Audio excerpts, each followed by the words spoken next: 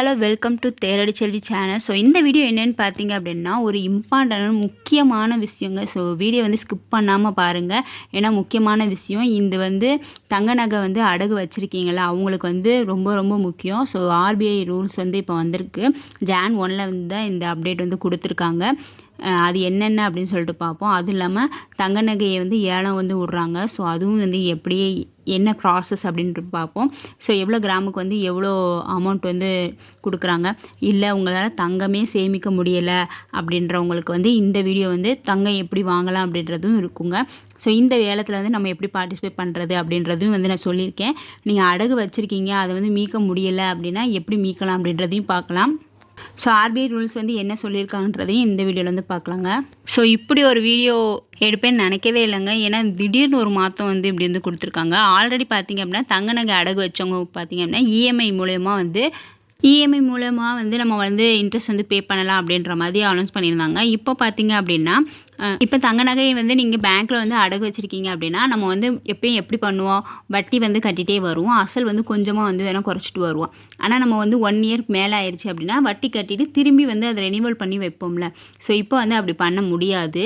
ஏன் அப்படின்னு பார்த்தீங்கன்னா, நீங்கள் ரெனிவல் பண்ணாமல் ஃபுல்லாக இப்போ நீங்கள் 2 லட்சத்துக்கு நகையை வச்சுருக்கீங்க அப்படின்னா அந்த 2 லட்சத்துக்கான வட்டியும் கட்டி நீங்கள் 2 லட்சம் கொடுத்து அந்த நகையை நீங்கள் மீட்டு நீங்கள் திருப்பி வச்சுக்கணும். திருப்பிடணும், நீங்கள் எடுத்துடணும். திரும்பி நீங்கள் அன்றைக்கே வைக்கலாம் அப்படின்னு பார்த்தீங்கன்னா மறுநாளில் தான் போய் இந்த பேங்க்கில் போய் நீங்கள் திருப்பி அடகு வைக்க முடியும். உடனே அடகு வைக்க முடியாது. ஃபுல்லாக அமௌண்ட் பே பண்ணி நீங்கள் ஜுவல்ஸை நீங்கள் வாங்கிடணும். வாங்கிட்டு நீங்கள் நெக்ஸ்ட் டேயில் திருப்பி ஓப்பன் பண்ணி நீங்கள் வைக்கிற மாதிரி தான் இப்போ ரூல்ஸ் கொண்டு வந்திருக்காங்க. Jan 1 தான் இந்த அனௌன்ஸ்மெண்ட் பண்ணியிருக்காங்க. ஆனால் பார்த்திங்க அப்படின்னா எல்லா பேங்க்லேயும் இன்னும் அப்டேட் வரல. எந்தெந்த பேங்க்கு நான் ஜென்ரலாக பார்த்த பேங்க் பார்த்திங்க அப்படின்னா இந்தியன் பேங்க்கில் இன்னும் அப்டேட் வரல. சென்னை ஜென்ரல் பேங்க் இருக்குல்ல, ஸோ அதுக்குமே வரல. இந்த அப்டேட் எங்கே வந்திருக்கு அப்படின்னு பார்த்தீங்கன்னா பெடல் பேங்க் இருக்குல்ல, ஸோ அங்கே இந்த அப்டேட் கொடுத்துருக்காங்க.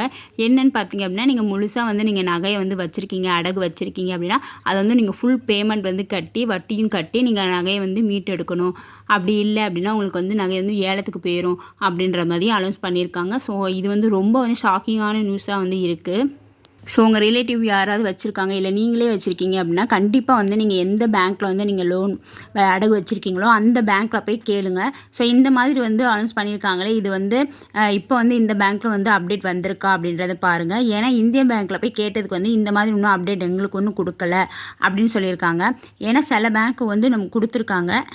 அது இல்லாமல் நீங்கள் கவர்மெண்ட் பேங்க்கில் வைக்காமல் நீங்கள் ப்ரைவேட் பேங்க்கில் வச்சுருக்கீங்க அப்படின்னா நீங்கள் அங்கேயுமே கண்டிப்பாக கேட்டுக்கோங்க. ஏன்னா இது கவர்மெண்ட் பேங்க்கில் வைக்கிறவங்களுக்கு மேக்ஸிமம் இந்த இது கொடுத்துருக்காங்க. திரும்பி நீங்கள் ரெனியூவல் பண்ணிடலாம் வைக்க முடியாது. வட்டி மட்டும் கட்டிட்டு திரும்பி வைக்கிற மாதிரி பண்ண முடியாது. ஃபுல்லாக நீங்கள் அமௌண்ட்டை கொடுத்து எடுக்கிற மாதிரி தான், மீட் எடுக்கிற மாதிரி தான் நகை அனௌன்ஸ் பண்ணியிருக்காங்க. அதனால் உங்களுக்கு தெரிஞ்சவங்களுக்கு உங்களுக்குமே இந்த நியூஸ் யூஸ்ஃபுல்லாக இருக்கும். நீங்கள் கண்டிப்பாக பேங்க்கில் போய் நீங்கள் கேட்டு பாருங்கள். நெக்ஸ்ட்டு பார்த்தீங்க அப்படின்னா தங்க நகையை ஏலம் 20/1/2025 அனௌன்ஸ் பண்ணியிருக்காங்க. தங்க நகை ஏலம். இந்த ஏலம் எப்படி வரும்னா, நம்ம அடகு வச்சுருக்க நகையை நம்மளால் மீட்க முடியல அப்படின்னா நமக்கு சொல்லிடுவாங்க. நோட்டீஸ் வீட்டுக்கு அனுப்புவாங்க. அனுப்பிட்டு இந்த மாதிரி உங்கள் நகையை நீங்கள் திருப்பிக்கோங்க, இல்லைனா ஏலத்துக்கு போயிடும் அப்படின்னு சொல்லிட்டு நோட்டீஸ் பண்ணுவாங்க.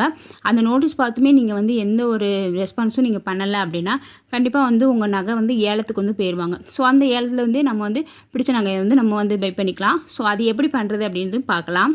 ஸோ நகை அடகு வச்சவங்களுக்கு இது ஷாக்கிங்கான நியூஸாக இருக்கும். நம்மளால் நகை இந்த ஏலத்தில் போகிற நகையெல்லாம் நிறைய பேர் வாங்குவாங்க. அப்படி இருக்கவங்களுக்கு இது இன்ப அதிர்ச்சியாக இருக்குங்க. பார்த்திங்க அப்படின்னா நம்ம தங்க நகையும் வச்சுருப்போம், இல்லை நாணயமும் வச்சுருப்போமா. ஸோ அது ரெண்டுமே தான் ஏலத்துக்கு விடுறாங்க.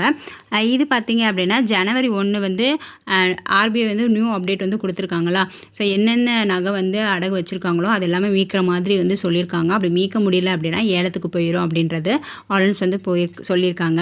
நம்ம இப்போ அடகு வைக்கப்பட்ட தங்க நகைகள் இல்லைனா கோல்டு காயின், ஸோ இது எல்லாமே 18/01/2025 இந்த இதுக்குள்ளேயே நீங்கள் நகையோ இல்லை காயின் எதுனாலுமே திருப்பி வச்சுக்கணும். அசல் ப்ளஸ் வட்டி கட்டி நீங்கள் நகையை மீட்டு எடுத்துக்கணும்.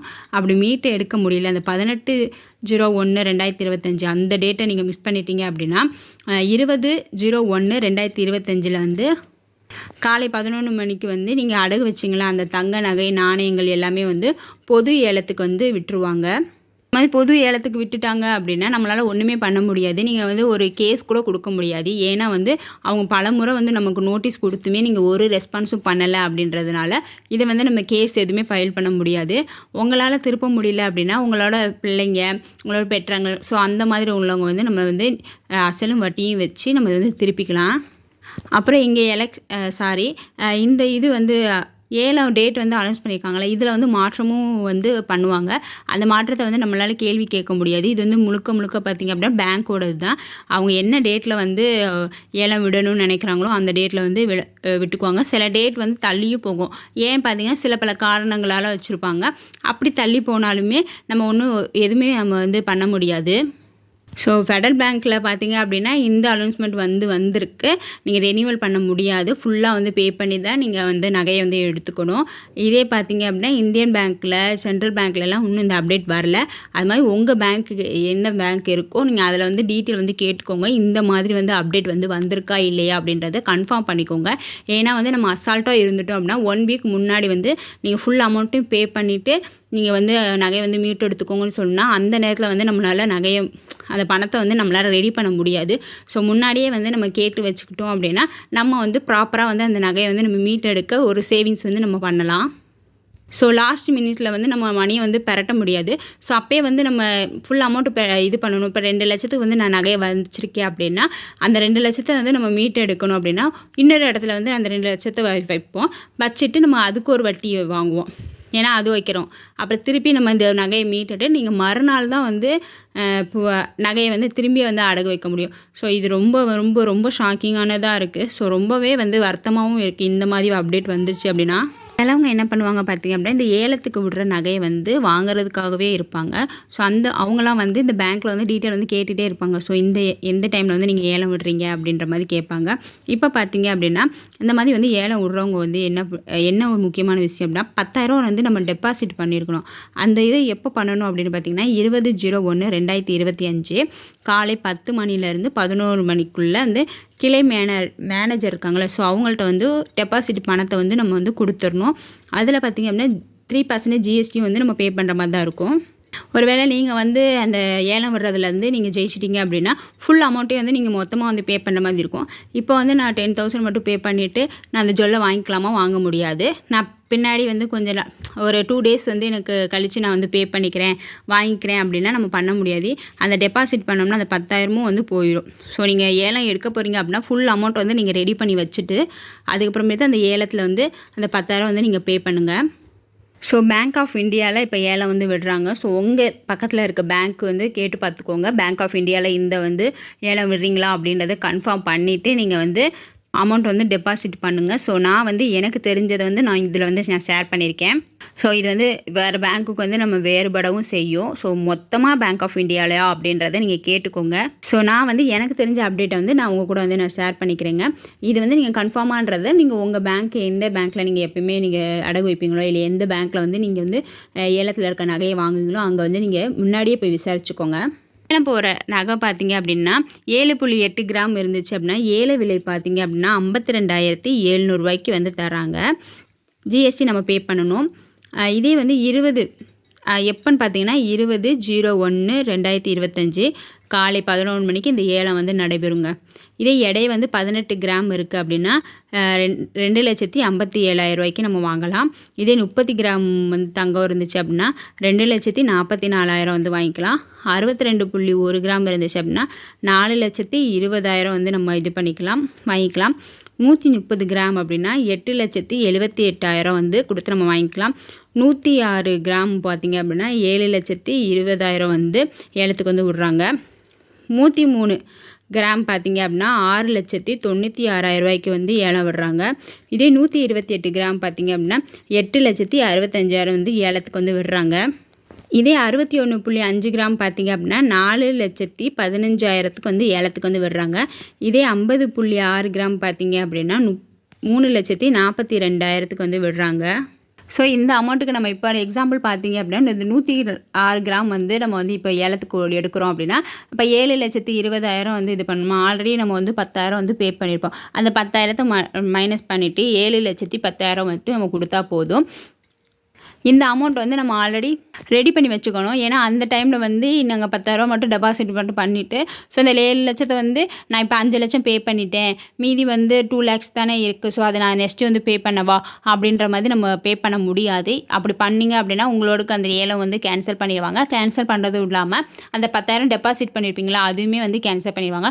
ஸோ நீங்கள் கன்ஃபார்மாக வந்து நீங்கள் வாங்க போகிறேன், இந்த மாதிரி ஏலத்தில் இருக்க நகையை வந்து நான் எடுக்க போகிறேன் அப்படின்றவங்க கண்டிப்பாக வந்து இந்த டீட்டெயில் எல்லாமே வந்து நீங்கள் தெரிஞ்சு வச்சுக்கோங்க. என்னென்ன வந்து ரூல்ஸ்லாம் இருக்குது அப்படின்றதே தெரிஞ்சு வச்சுக்கிட்டு நீங்கள் அதுக்கப்புறம் டெபாசிட் பண்ணுங்கள்.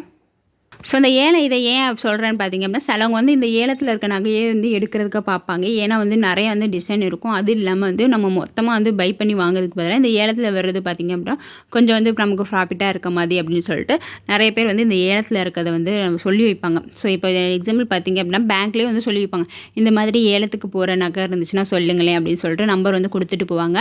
அந்த டைமில் வந்து பேங்க்லேருந்து கால் பண்ணுவாங்க. கால் பண்ணி இந்த மாதிரி ஏலத்துக்கு போகுது அப்படின்றத நோட்டீஸ் வந்து கொடுப்பாங்க.